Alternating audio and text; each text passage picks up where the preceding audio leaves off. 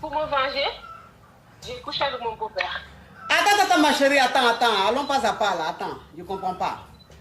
Tu dis que tu as moucou avec ton beau-père. C'est-à-dire que le papa de ton mari. Oui, c'est ça. Tu as fait ça pour te venger du père de ton mari. Tu as fait ça pour te venger de ton mari.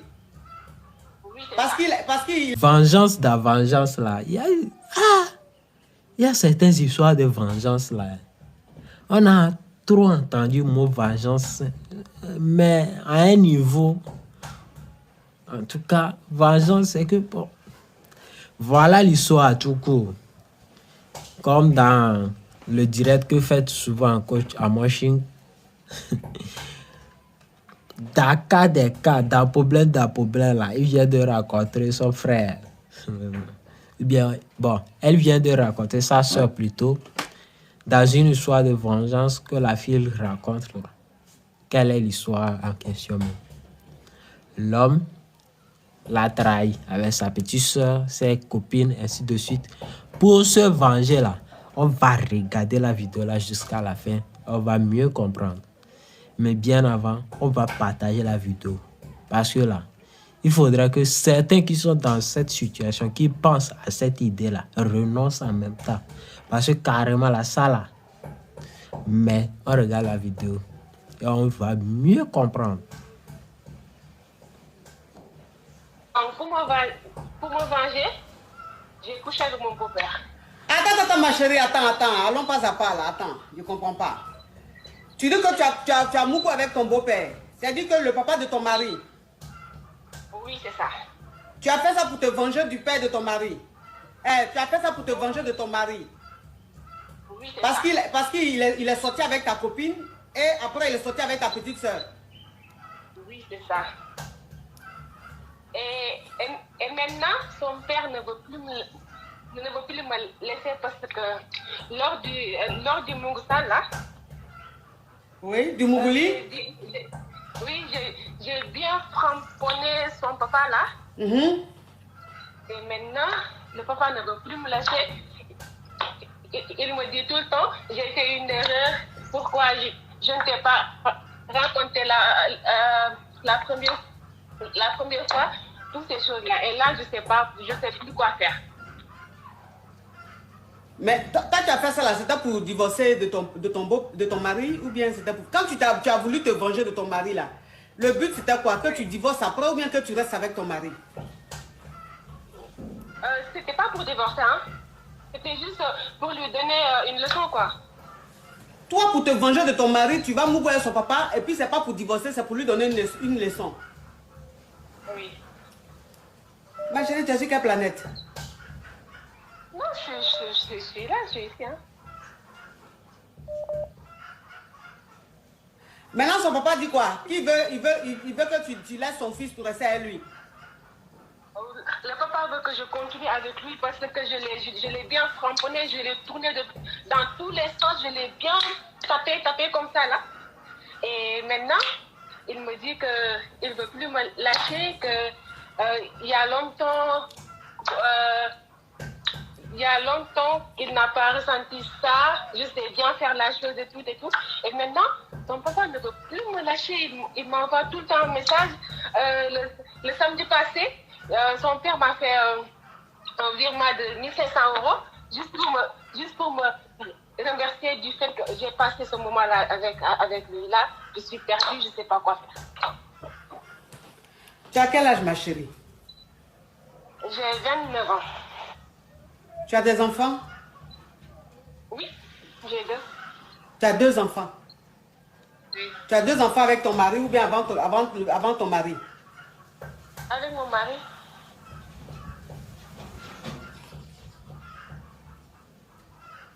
Oui, c'est avec mon mari. J'ai 2 enfants avec mon mari. Bon, maintenant, c'est quoi ta question?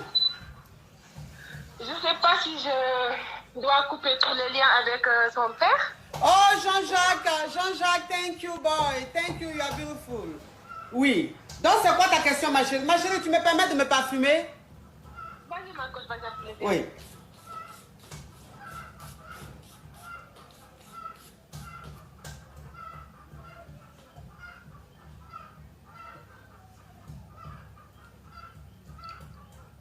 Donc, ça veut dire que tu veux quoi? C'est quoi ta question? Ma question, c'est si je dois couper les liens avec son père, ou bien parce que là, son père me fatigue tout le temps et là, je ne veux plus arrêter. C'était juste pour donner une leçon à mon mari parce que tout le temps, c'est comme ça. Soit il couche avec mes copines, soit il couche avec ma soeur. Et moi, je suis là, je supporte ça depuis 5 ans de mariage, je suis là, mais tout le temps, le gars, il est infidèle et tout. Et vu que j'ai des enfants avec lui, je ne veux pas le quitter pour mes enfants, en fait. Mais ton beau-père, là, il est divorcé avec ta belle-mère ou bien il est toujours avec ta belle-mère? Non, il est divorcé, en fait. Il est divorcé. Ok, donc ça veut dire qu'il est divorcé. Et maintenant, ton beau-père, lui, te dit il faut toujours continuer de le mougouler avec lui en étant dans ton foyer. Oui, mais ça, j'ai dit non, en fait.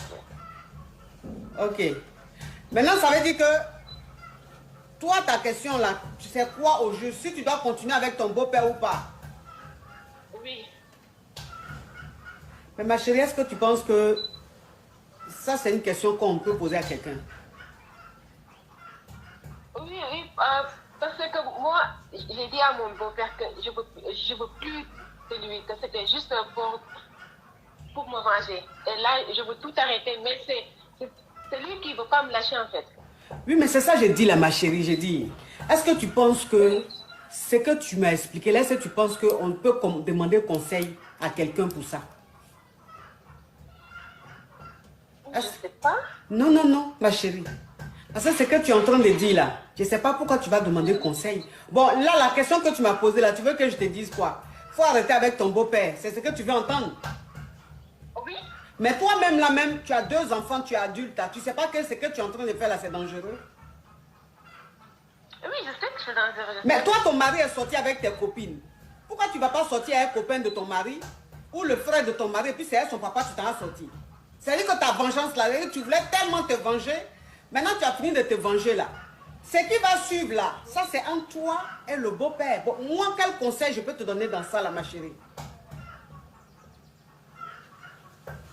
Parce que tu sais, je vais te dire une chose, ton mari va finir par le savoir, tu sais ça? Non, je ne sais pas. Tu sais pas? Non. Ok. Tu sais pas que tu es rentré dans quelque chose de très vicieux? Parce que ton beau-père, il va toujours continuer de te faire du chantage. Il va toujours continuer. C'est-à-dire que c'est un vice pour lui. Mougou, la femme de son fils là, c'est un vice pour lui. Tu comprends? D'accord. Voilà, c'est un vice. Quand il fait ça là, dans son monde machiavélique, ça lui donne un pouvoir. Ça veut dire qu'il va continuer avec toi et puis toi tu vas rester avec son frère. Mais est-ce que tu sais que ce que vous êtes en train de faire là, c'est-à-dire c'est la poisse, la malédiction que vous êtes en train d'envoyer dans la famille là comme ça. Tu sais ça? Bon, demain là, si tu tombes enceinte là, on ne sait jamais. Parce que tu allais mourir avec ton beau-père la même, mais est-ce que tu t'es protégé? Oui, oui. Toi, tu es sûr que tu t'es protégé? Oui, oui, je me protège. Bon, de vous deux là, qui a ramené Capote là? Ah, je l'ai trouvé, c'est lui. Hein? Je l'ai trouvé chez lui. Toi, tu as trouvé Capote chez le vieux là? Oui. Tu sais, ma chérie, je vais te dire une chose. Ma chérie, je vais te dire une chose. Quand tu viens m'expliquer ton affaire, faut pas essayer de mentir. Parce que je sais ça tout de suite. Tu t'es pas protégé. Déjà même, il t'a mouru combien de fois? Non, c'était une seule fois. Ok. C'était une seule fois. Ma chérie. Mais comment ça s'est passé? Est-ce que tu allais rendre visite à ton beau-père ou bien tu partais dans l'intention de Mougou ou bien c'est arrivé comme ça ou bien c'était quelque chose de préparé? Oui, franchement, c'était quelque chose de préparé car moi-même je l'ai préparé pour Oh. vrai. Hein. Ok, donc ça veut dire que c'est toi qui as allumé ton beau-père? Voilà, c'est ça. Ok. Donc tu as allumé ton beau-père, tu es allé chez lui. Mais ma chérie, je t'ai dit, et je peux mettre ma main à couper, que tu n'étais pas protégée. Et il ne s'est pas protégé. Vous avez Mougou à sec, sans rien. Tu comprends? Bon, imagine-toi ce que tu es en train de faire là. Que demain tu tombes enceinte, de passer, tu vois, tu ne parles plus parce que tu sais que ce que je dis est vrai. Fais attention ma chérie, tu as affaire à une... Écoute-moi, tu ne vas pas me le faire à l'envers. Là, tu as affaire à une femme qui est en 2033. Moi, je suis en 2033. Quand tu es en train de me parler de ton histoire, je rentre tout de suite dans ton cerveau et puis je vois l'histoire comme si j'avais une boule en cristal. C'est un don. Donc quand tu es en train de parler, tu es en train de m'expliquer, je sais ce que tu dis et si ce que tu es en train de dire là est logique ou pas. Maintenant, ce que tu es en train de faire avec ton beau-père là, imagine que demain tu tombes enceinte. Et que tu tombes enceinte de lui. Imagine un peu comment tu vas faire. Bon, tu vas attribuer la grossesse à ton mari, bien évidemment. Mais imagine ton mari qui est censé être le père de l'enfant et le frère de l'enfant. Est-ce que tu vois un peu la malédiction même qui est là, même? Est-ce que tu vois un peu? C'est-à-dire que tu as voulu te venger jusqu'à, ma chérie, ça t'a aveuglé, tu as gâté pour gâter. Tu as gâté pour gâter. C'est-à-dire que où tu es là, moi, au stade où tu es là, c'est-à-dire que l'histoire que tu as, le problème que tu as, moi, je ne peux pas te donner de conseils parce que c'est trop fort pour moi. Là, maintenant, vous êtes rentré dans les génies. Vous êtes rentré dans quelque chose de mystique. Dans quelque chose de spirituel. Tu comprends un peu le truc, ma petite? Oui, je comprends. Voilà, là c'est la spiritualité. Là vous êtes dans un autre monde. C'est-à-dire que vous n'êtes plus sur la terre, vous êtes dans un autre monde. Et ce monde-là, moi je ne peux pas juger ce monde, je ne peux pas donner de conseils aux gens qui sont dans des trucs mystiques. Donc il faut aller voir, si tu es musulmane, va voir un imam. Si tu es chrétienne, va voir un prophète ou un pasteur, en tout cas un homme de Dieu, à qui tu vas dire ça. Et cet homme de Dieu-là, il va t'aider. Sinon, moi, qui pêche tous les jours, je ne sais pas qu'est-ce que je vais dire dans l'histoire qui est aussi tragique. Ma chérie, ton histoire est rocambolesque, digne d'un film tourné quelque part chez Lucifer. Et comme moi, je ne suis pas belle là-bas, je ne peux rien faire. J'espère que vous avez compris. Donc, dès le début, je vous disais que pour que ceux qui sont dans le même cas, qui pensent à la même idée là, qui veulent aller faire leur tournage dans le camp de Lucifer là, renoncent à.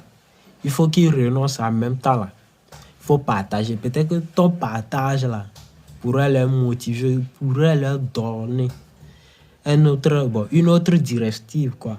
Donc on va partager la vidéo jusqu'à la fin. On partage cette vidéo, on va partager.